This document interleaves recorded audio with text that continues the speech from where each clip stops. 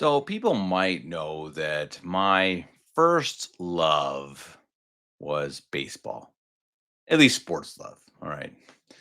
And yeah, it's kind of faded because in Germany it's a little hard to watch, too many games. And my Colorado Rockies are legendarily bad, but it still holds a very dear place in my heart. And so recently, I saw something in the news from baseball that made me again happy. It made me smile a little bit, made me appreciate the sport and a player that is one of the legends of my generation. So, I'm 36 now. I've watched baseball again my most of my life. The last 10 years, not as much as the first 20 or 26, I suppose. Um, and one of those players has been a bastion of baseball for what now probably around 20 years is Clayton Kershaw. He's played his entire career in LA. Unfortunately, Dodgers are not my favorite team, partly because they're from LA, which I don't like as a city, and because they're in the same um, division as the Colorado Rockies, the West.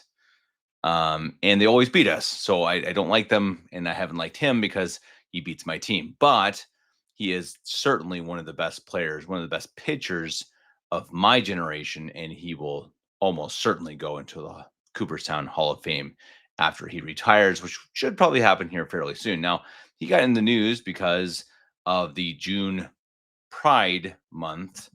They were forced, or I don't know, made to wear rainbow flags on their baseball caps. Now, some people said, he should have just not done it.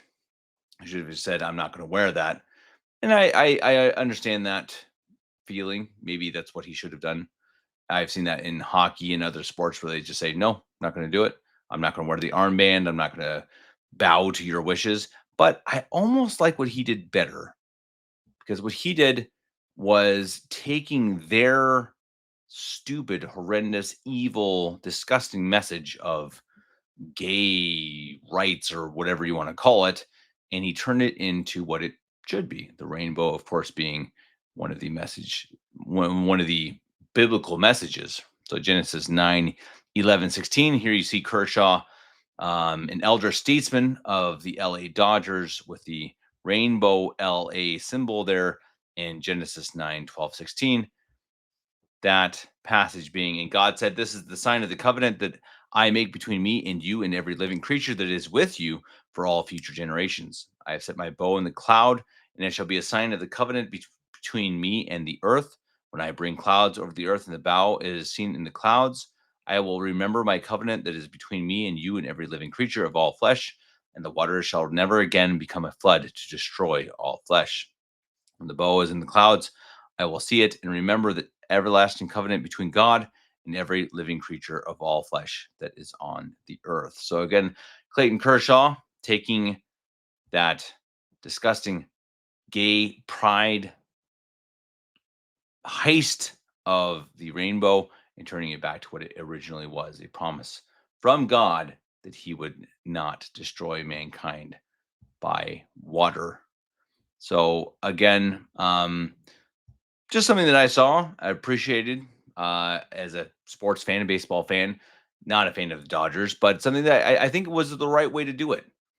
Again, maybe it's better to just say, "Hey, I'm not going to wear it at all." Find me, but I actually almost like this better. It's kind of nuanced. It's bringing it back to what it should be. It's bringing it back to God, the Bible, and it's saying, "Hey, look, you stole our symbol. You stole the symbol of God, and these gay pride events are coming to an end." That's the beauty of this. I think you see that it is not just slowing down; it's crumbling to a halt. The whole gay agenda, the whole transgender garbage, it's coming to an end. Now, what's going to replace it might be war with Iran and World War III, and that's something else that we'll talk about here soon.